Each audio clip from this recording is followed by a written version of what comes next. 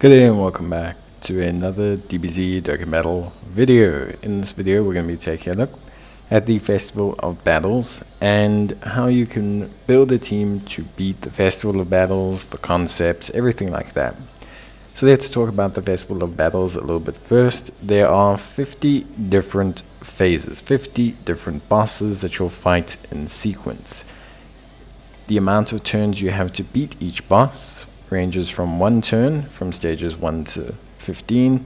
From stages 16 to 40 it's 2 turns. From 41 to 48 it's 3 turns, and then the last 2 phases have 4 turns each in total to defeat them. So it's not just about stacking infinitely and slowly working your way through it, although it's an incredibly long event. You will also need to consider damage thresholds, because like right in the beginning, the bosses have 30 million health. So it's not like you can just take a team that stacks infinitely but does no damage and then just eventually get there. You unfortunately do have to put some consideration into the fight. Now for 25 dragon stones and a free wallpaper, you have to clear stage 25. From stage 30 onwards, so 30, 35, 40, 45 and 50, you receive upgraded titles. So for the purposes of this video, I'll be talking about how to build a team for the whole event, but I'll be talking mainly about focusing on how to build a team to beat floor 25, or at least the strategy portion. The team building portion that we'll be doing here will focus mainly on just the event in total. So this will help you with the event, but I will be doing more strategy on how to get to 25, and then I'll do an actual video on just clearing floor 50. Now, in terms of team build and team build concepts, the first thing you need to consider is that you need a fair chunk of health. You need to obviously have units operating at a high level. Now, like I said, the bosses start with 30 million health. So unfortunately, you only have 1 turn to clear 30 million. You need units that start, in terms of damage dealers, at around the 10 to 12 million mark, depending on if they crit, additionals, etc. Your best options in terms of like building for these units or these teams, as you would have seen on the previous kind of info slide, is going to be your premier 10th anniversary units, your AGL Gogeta, your Tech Vegito, your Tech God Boys, your physical SS4s. Those units not only stack at an incredibly high rate, but they also start off strong enough to handle the early phases with ease. Other alternatives potentially could be these kind of units. You're looking for units that stack attack and defense. It's incredibly important that the unit is stacking attack and defense. Just stacking defense is not going to be like super valuable. You need units that are going to scale offensively as well, because at certain points the bosses, yes, they're going to hit harder, but they're actually going to have a lot more health, and you have that turn restriction. So by just only having, for example, units that are going to be stacking defense, it's just not going to work.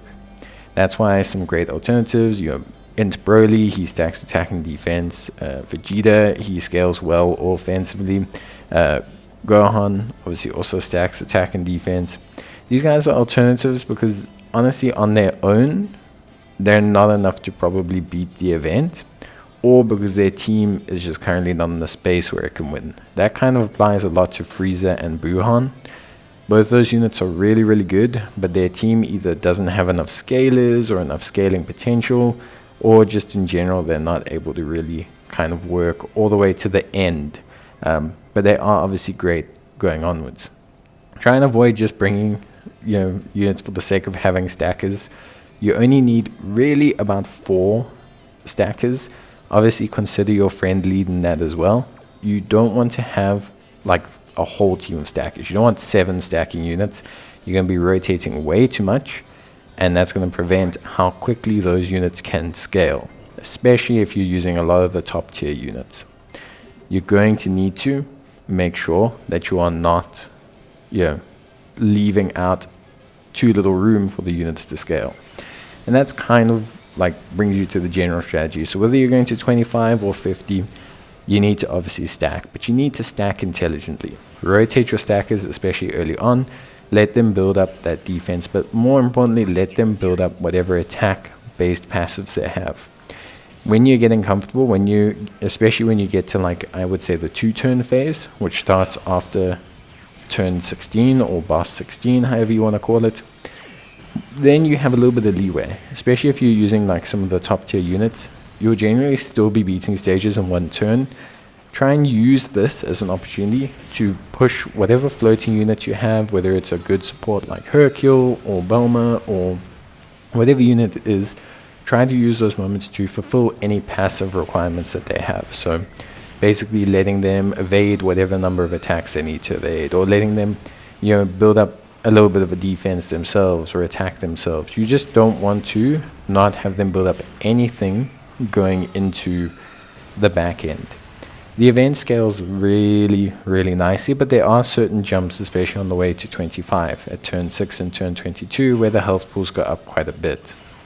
My suggestion to a lot of players is that everything up to around about stage 45 is not terribly difficult.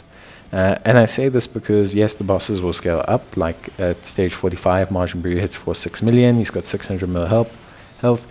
But you've been scaling a ton by then as well. So what you'll want to do is, instead of bringing potentially defensive items, I personally, honestly, kind of feel like you should maybe split it and bring 1 defensive item and potentially 1 offensive item.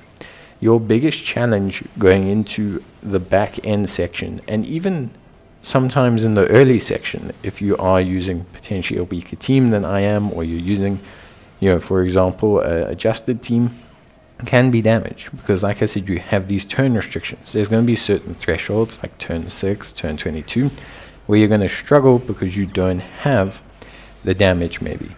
And this is where using an offensive item is going to be better for you. And once you get over some of these hurdles, stage 6, stage 22, for example, I think it is stage 35, is also when the bosses take quite a big jump. You can instead use maybe these offensive items to either tweak you to get there.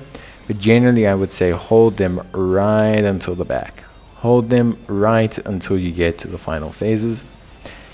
However, for getting to, obviously, stage 25, I think it's generally not that hard. So stage 25, I would say if you've got like the 7th anniversary LRs, or you've got Vegeta and Gogeta, so either the 10th anniversary LRs, or if you just build a fairly strong team, USS, Majin Buu Saga, even Buu Power, things like that, I think you're fine. Movie bosses, etc. You should scale well enough to get to floor 25 with relative ease. Where some teams will start struggling, generally, like a lot, is going to be potentially, as I mentioned, from stage 35. So stage 35, the bosses take quite a big jump. They take like 400 million in terms of health. And that's where your teams like USS, your teams like Movie Bosses, Planetary Destruction, because they don't have enough, I would say, good quality stacking units, can potentially drop off. But up until then, your more ready-made, high-damage teams are going to be better. A lot of the bosses here, have around 100 mil to 150 mil health, all the way up to Paikuhan, who's stage 25. He has 140 mil health, so you can clear him with just a strong team that does a good job.